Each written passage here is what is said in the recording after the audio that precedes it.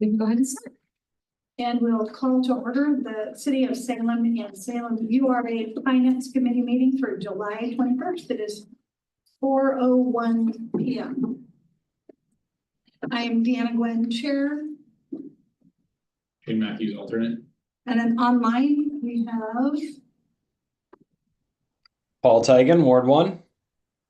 Vanessa Nordyke, Ward 7. and staff. John Nicholson, Chief Financial Officer. Kelly Blake-Schmidt, Management Analyst 2. James Horton has Budget Analyst. Holly Lannenbach, Budget Manager. Dan Atchison, City Attorney. Gabriel Fire Chief Guest. Rob Romnak, Parks Planning Manager, covering for Gretchen. Marilyn Daly Blair, Director 750+. Great, thanks everyone. And Linda Nishio, the guest. perfect. Sorry. And did everyone have an opportunity to review the minutes? And if so, and a motion to approve, please. Move to approve the minutes. I'll second. I'll second it. Oh, good. Thank you. And all in favor of that motion to approve the minutes? Aye, or raise your Aye. hand. Aye. Motion passes. Public comment, do we have any public comment? No, ma'am. No action items, no management update. We do move on to our community services user fee study. Are you taking that? Thank you, Madam Chair. I'm gonna turn it right over to James, who will take us away. Sure. So at the last meeting, we first presented the final matrix fee study for our community services fees. And the committee had a few questions. Josh sent out some answers to those questions a couple hours ago, but I thought it would be a good idea to go through them and see if there's any follow-up questions or any additional questions that came up since we first talked about it. Can you share my screen? Sure. Okay. I'm gonna share my screen, everyone, just a sec.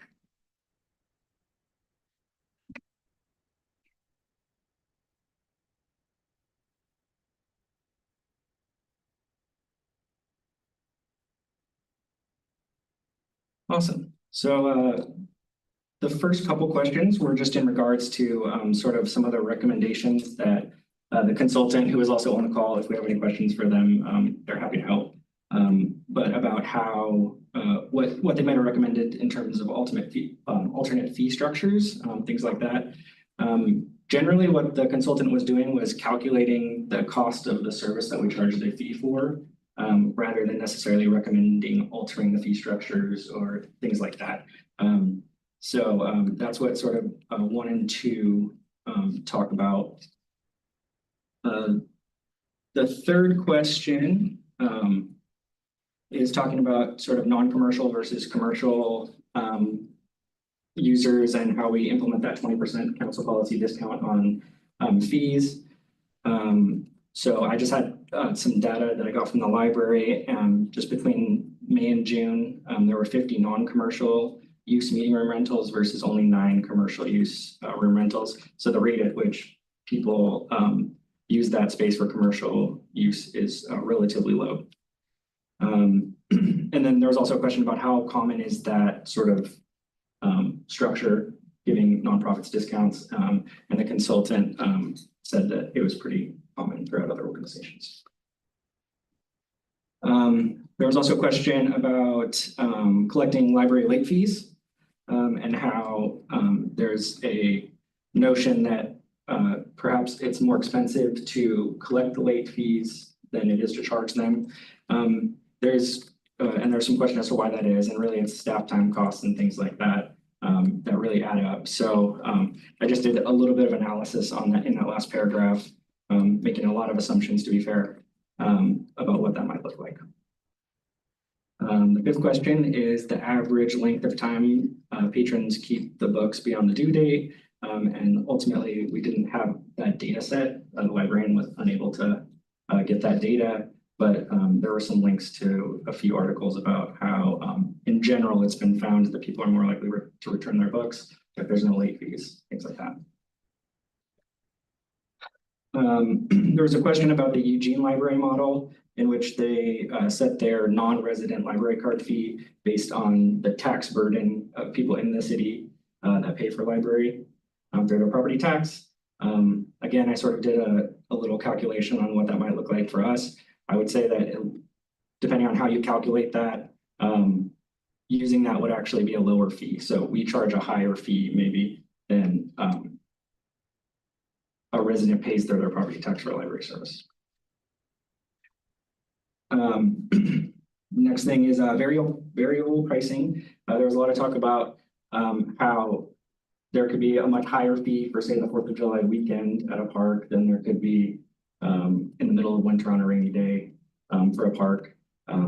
Ultimately, I think over the past few years, we've tried to get at that. There's now weekend prices versus weekday prices, but we don't have variable pricing such that like on one certain day, because it's closer to the 4th of July, it's going to be a much higher fee than not. And then some of the challenges in implementing that, I think we noted. And then, there's a question about neighborhood and recreation sports fees and future plans about raising those to try to get to the staff recommended recovery goals. And I just said that with the exception of softball and kickball tournament fees, the FY 2026 recommendation is just for this year. There's no plans for future years to try to get up to full cost recovery as of yet. So I just wanted to note that. And I think that's it. So if there's any follow-up questions or new questions? James, can I ask a question? Yes. On the 50 reservations for nonprofit organizations at the library in May or June, help me out. How much are we charging them in May or June? Nothing, and we're moving to a cost recovery model?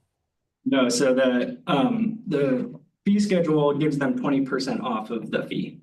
So that's a council policy citywide, is 20% discounts for rentals of space for nonprofit organizations. So they are paying those 50 reservations brought in. If it was $25 each, they brought in, a couple $100. Generally, yes, that should be the case. The librarian is not here, unfortunately, to answer that question, but yes. Okay. So the current, sorry, I'm gonna jump in. So the current rates are being assessed for room rentals. So here, so like the current rate for the collaboration room is $25. If I was to come in as a nonprofit, what we call a non-commercial, I'm paying $20. So they're still being charged.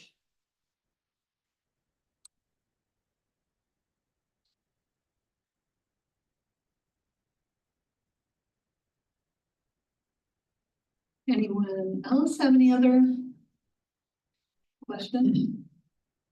Come on, Mr. Matthews, you always have questions. Well, I guess my question, it goes down to just some of the logic behind a few of these answers. So like, one of them is just looking at it, and I'm sorry, I'm just reading this for the first time. I didn't see it in the email before, so I'm just now kind of trying to read these and go. So I may be misunderstanding as I'm reading it, but sure. But for instance, looking at the one where, so currently our process is that every individual patron in the library can check out 50 books at a time.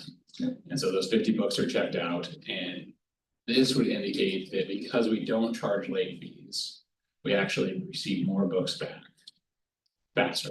Right, that the librarian was pointing to some general studies that have found it faster. Because it just seems like that would be somewhat counterproductive or counterintuitive of the idea that if you don't charge, well, actually, I'll bring my book faster if you don't charge me to bring it back ever. The concept doesn't seem quite right. Does that make sense? And so I'm not saying it's wrong, it just doesn't seem like the two things should equal each other. And then I guess the other part that for me was, as far as the late fee part, I guess I was trying to figure out, it says that these transactions of collecting late fees would often take between 15 to 20 minutes per transaction and require the assistance of the head librarian, or a transaction of just collecting $3 on a book. I haven't worked retail in a long time, but I rarely seem to see the store manager come to help with collecting any issue like that. And so I'm surprised that the average time that we were kind of quoting here was so, or a common time that we were quoting at least, was so large. Because I could see absolutely if it takes 15 to 20 minutes per transaction, that would be an obscenely long time that would outweigh any type of library late fee, but it seems like that would be odd for it to take that long. So I don't know. I just am wondering, like, do we have anything? It sounds like we don't have anything to actually say other than this email that any of that's actually the correct time, because it doesn't sound like we have any historical data to go off of. We're just going off of anecdotal data. Is that right? Yeah, essentially, they don't, the system we use apparently did not capture that data. Counselor, my guess is that a lot of the customers know 15 to 20 minutes for every transaction seems outrageous, but I'm guessing a lot of the customers are questioning why the fee is there, what the fee is, and whether it's the right book or this wasn't this many days. So there's probably a bit of discourse between the staff and the customer trying to figure out what the right fee is. Gotcha. So she did say that 5 to 10 is like a normal one, and she said it could be up to 15 and 20 for ones that were more complex. And she did say that in the past that had happened quite often, but the standard was 5 to 10. Okay. And then the more complex ones would be 15 to 20 minutes. Gotcha. I think anecdotally, your first point about, not charging fines gets the book returned faster. I think a lot of times if you're already assessed fines and you're at that max, like you're just not going back to the library, but you don't want to pay the fine. Whereas if there's no fines levied, you're going to return it, and there's nothing to keep you from checking out a different book. But I also think that at some point, if you're sitting on 50 books at home, or even 10 books at home, and you're, a month late returning them, they're not gonna let you check out more books. No. I mean, I don't know what that cutoff is, but I don't either. Do we know? I'm just curious, and honestly, I don't have an issue with the not having late fees. I don't have the issue with, I think my biggest concern is the 50 books. 50 books seems like an excessive amount of books for every individual. I have 5 people in my household. We're checking out, Josh, great math. We're checking out 150 books, and so, nope, more than that. 250?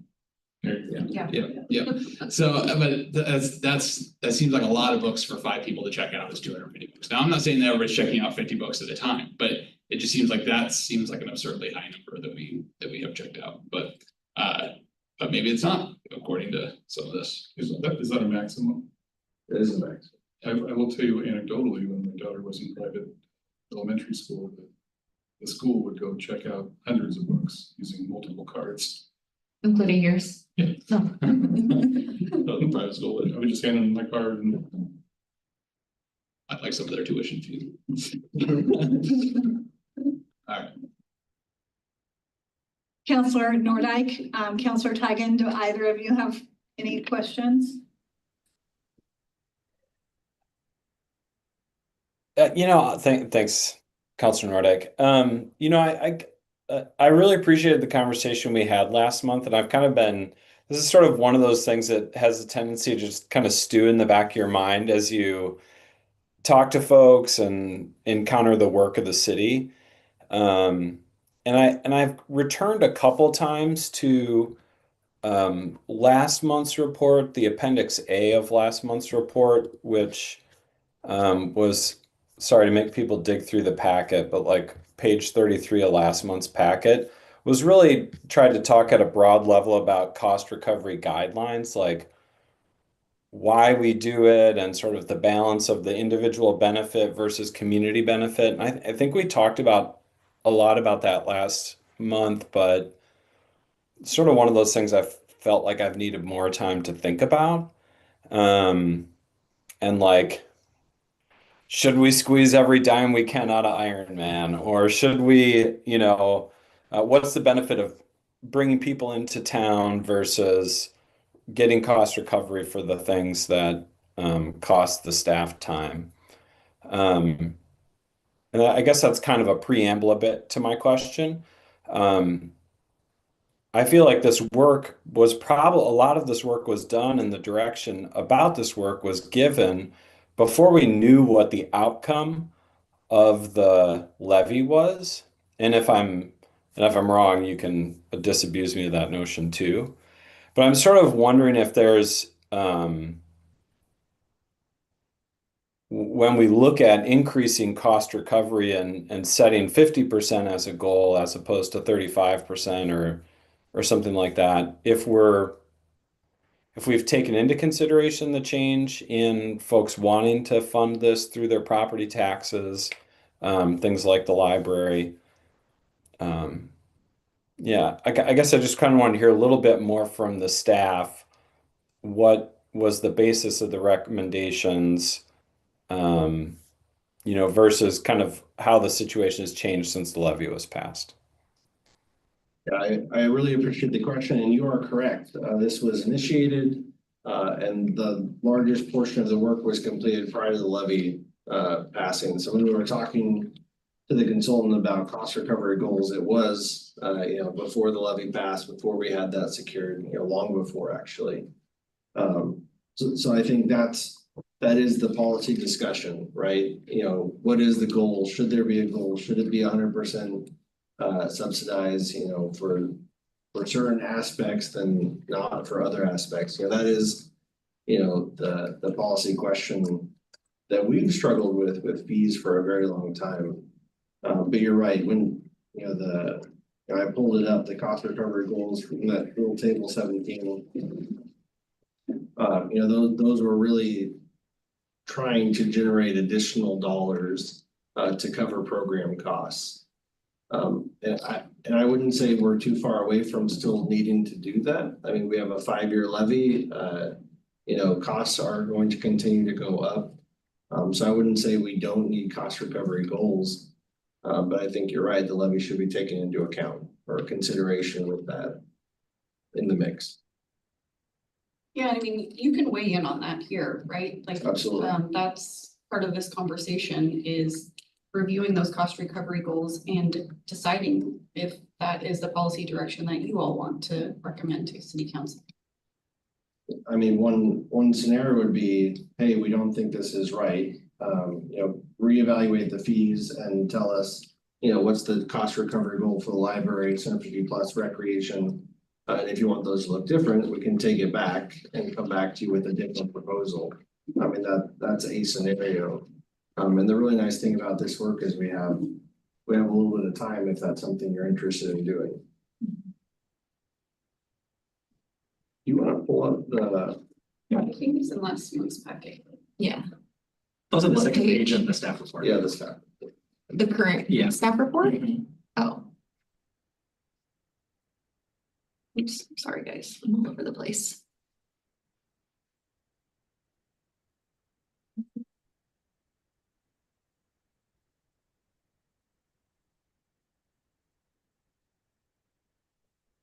There we go. Okay, let me share my screen.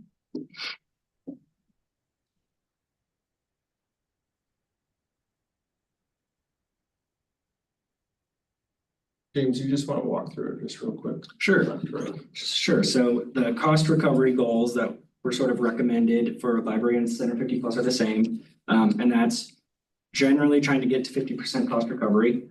So for fees that are currently covering costs are less than 35% of the cost of that service, we recommended raising that fee by 10%.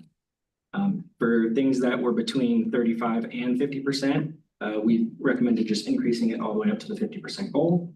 And then anything that was over that 50% goal, just recommended increasing by a standard 3%.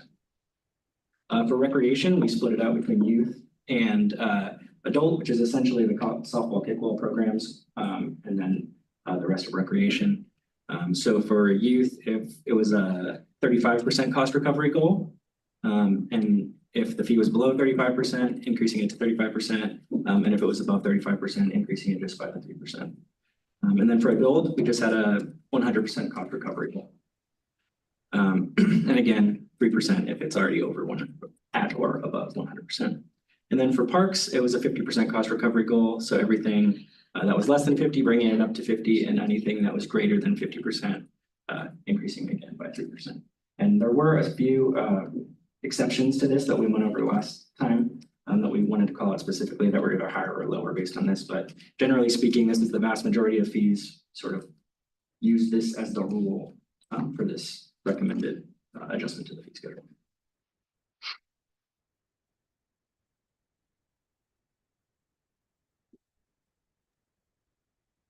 If I may, I think the thing that has been sitting with me is that sometimes the quantitative analysis of like percentages, like we want to get to 35 or we want to get to 50,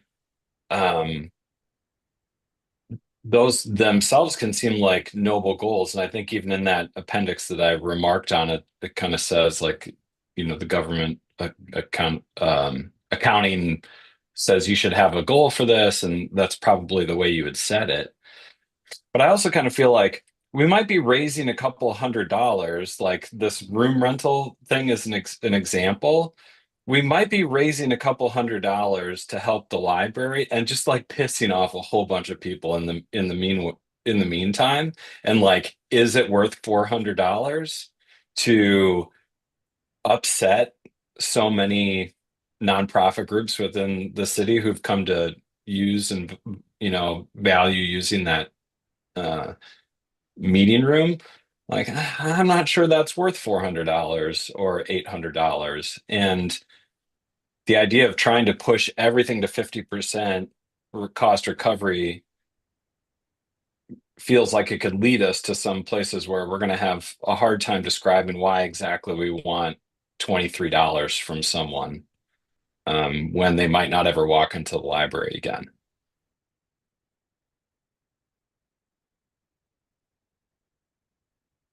Just to put like, yes, the library fees in particular, though, are only seem to go up $1 or $2. But yes, point taken.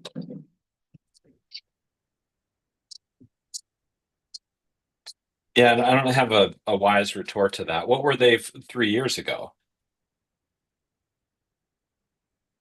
I mean, that's another option, right? We could pull back and show you a chart of like, the last 5 years of increases. I think one thing we're trying to get to is just some policy guidance, because I think it's been a little bit all over the place. So pegging it at a percentage seems a little arbitrary, but at the same time, you kind of get everything on the same playing field a little bit. But I think your point's well taken, right? You don't want to just make people mad for the sake of getting a few extra dollars, right? And perhaps you're not getting a few extra dollars, perhaps you're just getting less people coming to the library or Center 50 Plus or parks. Councilor Nordike, did you have a question or comment? I did. First of all, thank you, Councilor Teigen, for your comments. I agree that it makes sense to have a policy and around cost recovery where, yes, you are putting some percentages on the board so that the staff don't have to ask council every time they feel like looking at a fee structure. So I agree that that makes sense. We want to make things easier for staff and more streamlined, not more complicated. So I do appreciate that. I have some questions about some of the specific proposed rate increases that are in this document. And I'll scroll down to the ones that where I had some specific questions. Let's see, I think it was page 26 of the packet for today. Actually, no, I think it was page 27 and nope. Right around those range. Well, basically, I was looking at the costs of reserving Riverfront Park for a wide variety of things. And there were some modest, very modest rate increases. And I was just wanting to make sure that if, say, for example, one of the current ways to reserve a piece of Riverfront Park, the current rate is $773. The proposed rate would go up just $4 to $777.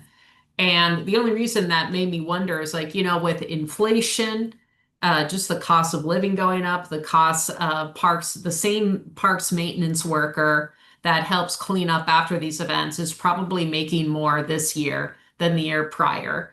And so I was just wondering, you know, are these really keeping pace with the cost of putting on these events? at Riverfront Park because it's very popular. But I mean, every time you have a big event, Riverfront Park or any of the other parks, for example, you're tearing up the turf. There's extra garbage service. The bathrooms are getting used heavily, so they may require extra cleaning.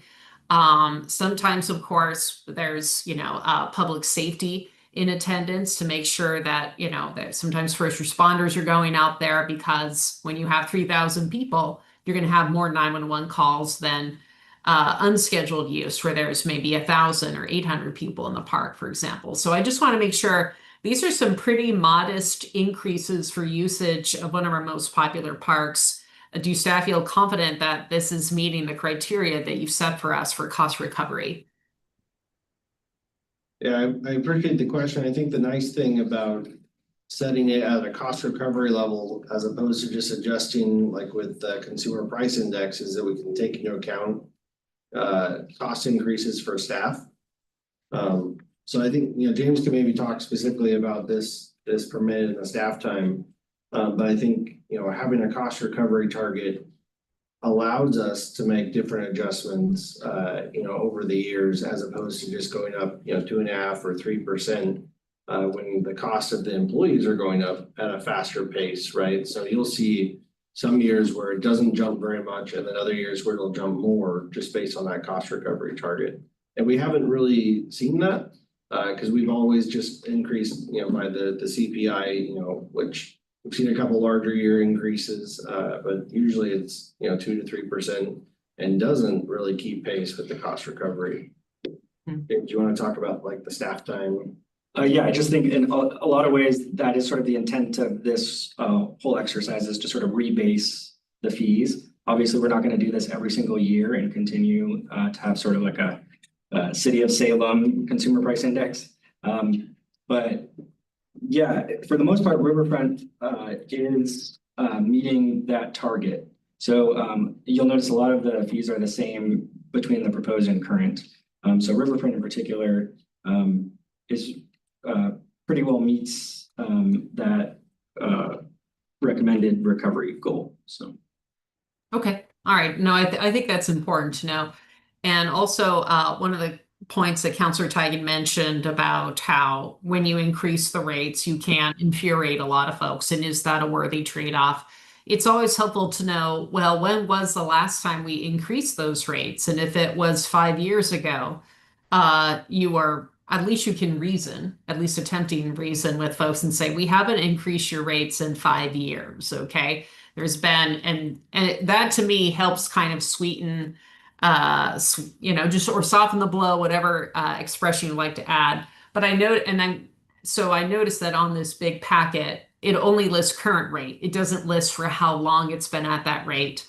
And I don't want to create a nightmarish situation where the staff have to list it for every single one of them, because that might be really labor intensive to look up every single rate and go, well, we increased this one 6 months ago, but the one just below it was increased 8 years ago. I mean, I'm aware of the fact that this costs staff time. And the irony is we're here trying to find ways to be efficient with our money. I don't know if there's a 10,000-foot view that you can share with us on how old most of these current rates are, or if it just varies so broadly that you couldn't make any generalizations. I mean, I think we have the data. It would just be pulling it because we produced this document for quite a few years in the budget office. So it's readily available. It would just be pulling it together. I wouldn't go back 10 years. I think probably 3 to 5 years would be the max we'd want to look at. But if that's something you all are interested in, we're happy to produce that. Yeah, I guess my question was, do you charge cost recovery for counselor questions? I mean, maybe that's a untapped revenue source we should think about. Oh, I just wanted to add a little bit more context. I mean, this is the fee to rent the park, but the big events get a separate billing from the city for, staff time. And this is not all that they're paying to hold an event. So just for context with that, it might seem low if you're taking into account all of the things that the city does to help put on an event, like a large event. But it's not just this fee that is represented, they get a separate billing. Yeah, with the actual staff time tracked and charged. So we're going 100% cost recovery For those. for yeah. the larger events. Well, I would hope so. And I'll just add that specific other fee for Riverfront Park, I think it's an example of when we charge that would have been just this past weekend with Iron Man. That's the fee we charge for the use of the northern parking lot. That's an example of other. Yeah. good point, though. Yeah, I guess maybe to bring it back a little bit to my the way that I've been trying to think about this in terms of like what buckets to put these different uses in, because James, when you showed us for Center 50 Plus, for parks, for the library, we're essentially trying to get to 50%, or for some rec stuff, it's 100%, and for kids, we're going to hold the line at 35%.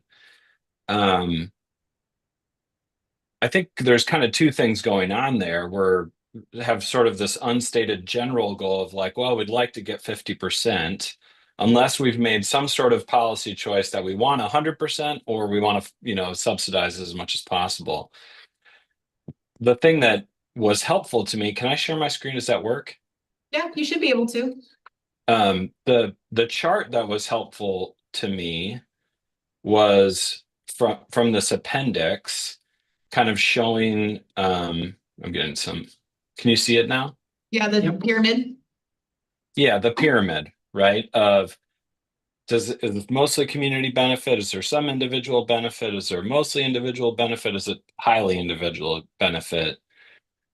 Like thinking about these individual categorizations rather instead of thinking of them as a percentage, thinking of them as where do they fall on this pyramid? To me, that would seem a better type of policy decision for counselors to make in terms of like, what do you believe to be the value of sports programming for children? I believe that to be mostly a community benefit. So I think it should have almost full subsidy, as opposed to what do you think the community value is of Iron Man? Well, I think it's mostly individual because those people are running a business and making a bunch of money. It also creates a lot of economic impact, but still, it should be no subsidy for that. And make that sort of, I mean, it sounds painful, but we're looking at dozens of pages of individual charges, trying to do that calculation in our head, like, oh, is this, how much community benefit is there? How much, this is really the filtering mechanism. And I think to Councilor Nordike's point, sometimes you see the number and you're like, well, that doesn't seem like enough. Now I'm thinking about the number rather than thinking about the value in the pyramid, which is really where the policy decision should be made. And so I guess I'm trying to say, like, I don't have a great, the charts of numbers that you've sent us don't help me necessarily see them through this, through this pyramid, if I'm being just really honest about it.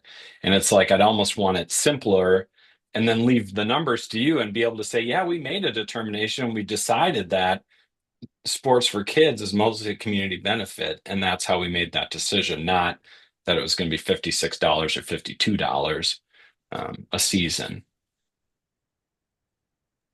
I agree with Okay. Paul. I'm just kind of working through this in somewhat in real time, but that's just kind of where my thought has been over the last sort of month or so, is just how can we think about these in broader policy terms is really I don't feel like we necessarily have that. Yeah, I mean, that's certainly something, I think that's really good feedback. I think we need probably a little bit more direction before we, went away and tried to kind of move things around.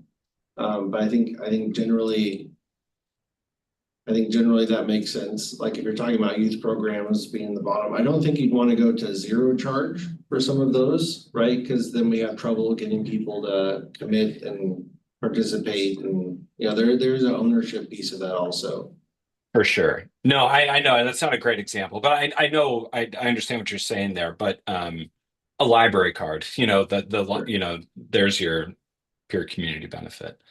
Go But ahead. I don't know, that's just kind of my thinking about it, is I feel like as soon as I start looking at the numbers, I'm losing the thread on the policy setting. Go ahead, Kelly. And I think one thing that we as staff, we have these conversations with all these departments or divisions that kind of have more of a pulse on that. They're the ones who are working in the community and seeing who's signing up and how they're signing up. So I think sometimes by the time James, works with the consultant and talks to the subject matter expert in parks, for example, it's kind of this hybrid between the cost recovery analysis and kind of that more community focused or community, glasses that we're looking at it. And so I think that's probably part of the reason why some of them didn't go up or change, because it's like, hey, we intrinsically, staff feel like this is a good threshold. And even if we're not meeting those threshold goals, it's fine because of that kind of pyramid you looked at. So that's something that we can definitely kind of do better about explaining and outlining. I guess what I struggle with is going back to budget. We already are faced with a structural deficit. And is there a point at which we're trying to get cost recovery? Yeah. Or are we, you know what I mean? You're right. So I'm struggling with that too.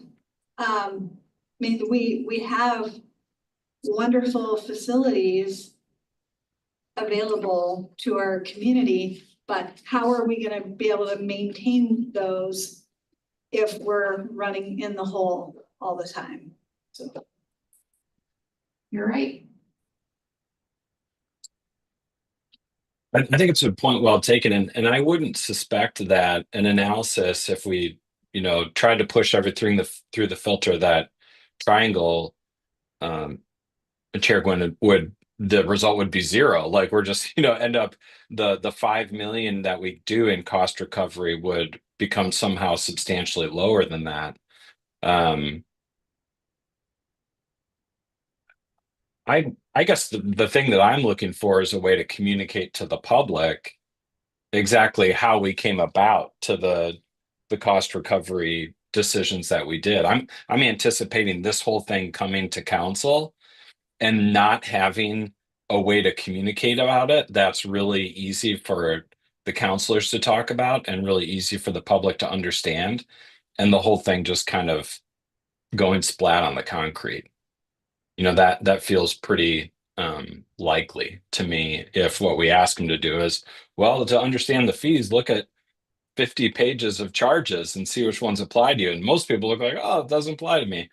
But then when the first time they walk into the library and want a room and it costs them $27, and they're like, what? I said yes to the levy and I paid to have this building renovated and yada, that kind of thing. So I'm just sort of anticipating then being able to say, yes, but look at, this is why we charge these costs for cut, this is why we do it. And it's more than just a number on a page. So I think if I understand what you're asking for is, taking that chart and tying it to where the cost recovery target is on this spectrum, right? For the community benefit versus highly individual, and just being able to kind of walk through that, like, hey, if you're renting out Riverfront Park for a commercial event, that's a highly individual type event, right? And maybe it's one step lower if you're a nonprofit or non-commercial. And then if you're just a park user, you're not paying anything. You're just using the playground, you're using the facilities, and be able to walk through activities like that. Is that kind of more helpful? Yeah, to me, I feel like that information in Appendix A about, why it's structured this way isn't really reflected in a qualitative way across the rest of the document. And so, and I think there's a very valid thing to describe to people commercial versus non-commercial. Like if people want to use the assets of the city to make money, That's not even really on that triangle. I mean, it's an individual benefit in that it's, you know, benefiting an individual company or something, but that's, you know, kind of its own filtering mechanism, I think, for understanding why we charge cost recovery too. Counselor Nordek?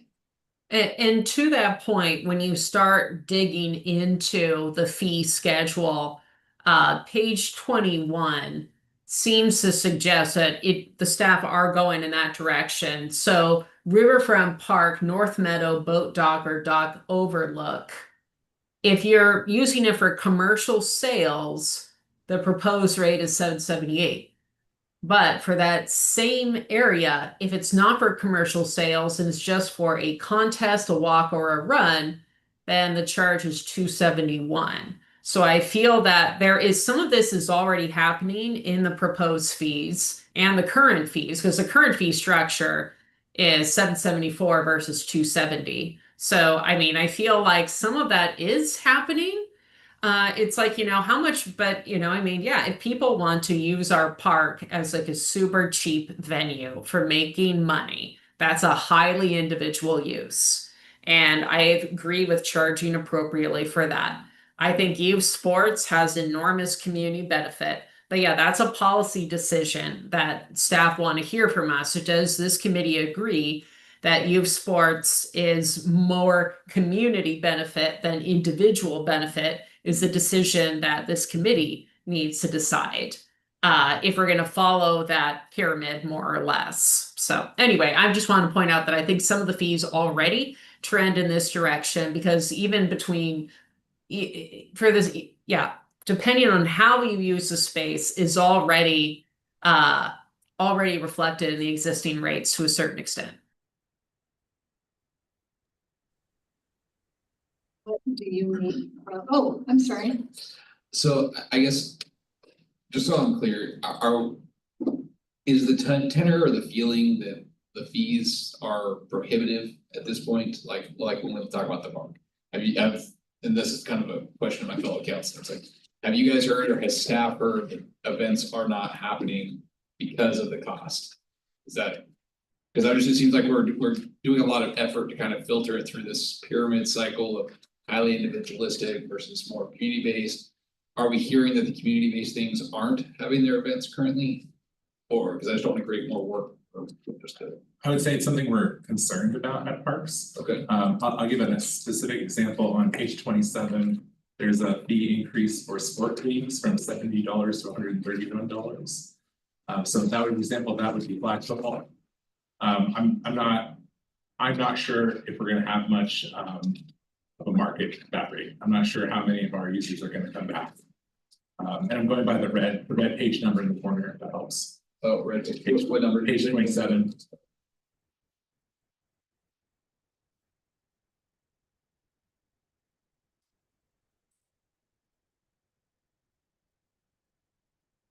What were you saying? So there's sport leagues, currently at $70 per participant, going up to $131. So that would be like, would that be like YMCA or would that be like the out of town tournaments? So that would be a program for typically city residents that the city is hosting. So an example would be flag football. So you are on a flag football team and the city is organizing that opportunity for you to go and play. What is the city approved waivers pays 80% registration? So I think that goes back to what James was talking about earlier. There's a across the board waiver for, oh, I'm sorry, this is a little different. So this is, there are programs or there's people who can qualify for a fee reduction if they can show they meet certain criteria, then the fee drops by 20%. Similar to the nonprofit policy across all programs. So as the city approved waivers pay 80%, it's the consumer would pay the 80, not the waivers paying 80. It's a little confusing. Yes, it's a waiver of 20% of the fee, they're paying 80%. Oh, okay. That is. I was assuming the waiver was paying 80. And Rob, I think we keep that pretty simple. It's like if you're on Wix or if you're on Or if you're hard. I'm sorry, I just want to make sure I heard you correctly. So for sports league and all the, I too am on that page where it says city approved waivers pay 80% registration fee. I want to make sure I heard you correctly. In that situation, folks who qualify for the waiver get a 20% discount, correct? That's correct, yes. Okay. And for sports league, is that for adults or children?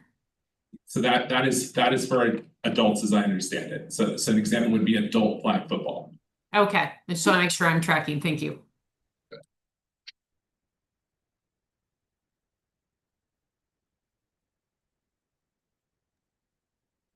I guess just to close the loop on my feedback for the day is that I guess what I'm trying to say is the way that this has come across to me, and it's not anyone's like this isn't an indictment of the staff or anything like that, is to the way that James posted it at the start of the meeting, which is these are the categories we're trying to hit 50%. And in some places we'll say 35, and in some places we'll say 100. And I think that reflects not wrongly a thought we all had probably in 6 months ago when we weren't sure about what the status of these projects, these programs are going to be. I think that giving them a different type of filter, and maybe it's this triangle, and maybe it's commercial and non-commercial, and saying this is a different way of thinking about and describing why we collect these cost recovery fees will help the public understand it. If they would have said no on the levy, it'd be very easy for me as a counselor to say around and say, hey, well, you said no on the levy, you still want the thing, we got to pay for it somehow. Here's your cost recovery fee. That would have been a pretty straightforward conversation. But thankfully, we're not having those conversations. We're having different ones. But I think we still need cost recovery. It's an important part of these programs. And I think we need a little bit more support in this plan for sort of the theory behind cost recovery and why some things are less and some things are more. And it's going to show that the council is a little bit more reflective about it in terms of why we charge certain things, as opposed to 50% is our number, unless we make an exception. Got it. So a little more nuanced, yes. I think one thing to point out, and I think you're right, the levy passed. The levy has the same, structural problems as our regular property taxes. So you're not going to be prioritizing sports camps against police officers, but you will be prioritizing likely within community services. So the choices here will impact, how those programs look like. So you might not be reducing programs, you might be choosing not to increase or add additional programs because of the cost recovery choices. What is it that you needed from us?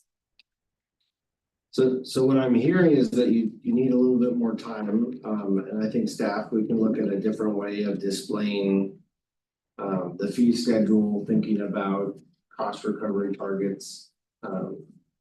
Is there a way for you to tell us, like with this proposed rate, what the cost recovery actually is? For each individual ones, that's something we could add. I mean, that's something we have. Personally, I would personally like to see closer. I would like to see higher. So, I'd like to see closer to 100% cost recovery, honestly. I realize we're not gonna get there, but. Yeah, that's certainly. So I'd love to know where we are on some of these. For the current rate, for the proposed rate, or the college? Yes. Okay. Are you saying you want to see the entire cost basically of that fee in a separate column? Yeah. So like what it costs to perform that versus? Right. Okay. I think we can have that. And I think with that, we can tell you which bucket it lands in, right? So I think. Would that be helpful for you guys, for Councilor Tigan? Yeah, and I'm ready to also acknowledge where we're not charging enough because the demand is so high, and if I suppose, but I think that Councilor Glenn, I think we would also see that to Rob's point is that if we charge close to 100%, we lose the market and we're getting no cost recovery at all, right? And so if the full cost recovery for a meeting room at the library is $100 and no one rents it, then it's not getting used and we're not getting any dollars. And if we only charge $20, it's used 20 times a week. So that's kind of like maybe seeing exactly what these numbers lead to in terms of number of reservations and the bottom line will help us see that too. So.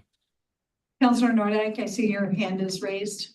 Yes, I just wanted to piggyback. I agree with that. I'm really glad you brought that up, Counselor Gwen. And if we're able to see what the projected, income or revenue that we receive from this, it helps us tell our story to the public, why we are increasing some fees and why we're increasing them this much, but not that much. And why we're keeping some fees constant. I mean, it helps explain, it makes it seem like the decision behind these fee changes is not random. Instead, it was the product of several public meetings where we met with our staff and our consultants. So this was a well thought out and very deliberate and intentional process. And it would be helpful for me to explain and understand there's a reason why we're not charging $100 for this. And there's a reason why we're increasing more for this. And this is it. And so, yes, I think it helps us anytime we can explain why we did the things we did and what the outcome is. It makes it a lot easier to explain to folks. And we do have to take this to the full council. So the full council, it'd be nice to be able to anticipate some of their questions because they will probably have the same questions that I had when they saw it for the first time, when they see it for the first time. No, you're done. This is a little off topic, I guess, but just because the waiver thing kind of caught me a little bit off guard. A 20% waiver seems like a very small waiver, and so I'd be interested to know what our just what the number is on that waiver. And I know that wouldn't usually show up in this chart, but just naturally, I'd like to see how many people we generally ask for these waivers, how much money are we actually Waiving. Yeah, only because 20% seems like a really small waiver, and so I would have thought the 80% would have been. So I would be interested to see where we're at right now to see if there's a possibility there to look at a different option. The percentage used to be higher. I think last year they changed, the year before. It's when the council adopted the 20% nonprofit waiver, that all the fees aligned to that 20%. So it used to be a steeper discount, I believe. Wasn't it 50? I don't recall that it was more significant. And you'll let us know what that was too then. Yeah, we can go back to that. But that's certainly a policy choice also. So what do you need from us? I think we're okay. I think we have enough context to bring something intelligent back. At our next meeting, which is August 20 something? That was August 18th. Here we go, which is what I was thinking. So does anyone have anything more? I appreciate the staff listening to our input and us working through this. Thank you. So with that, I think we are adjourned. Thanks, everyone. Bye, soon.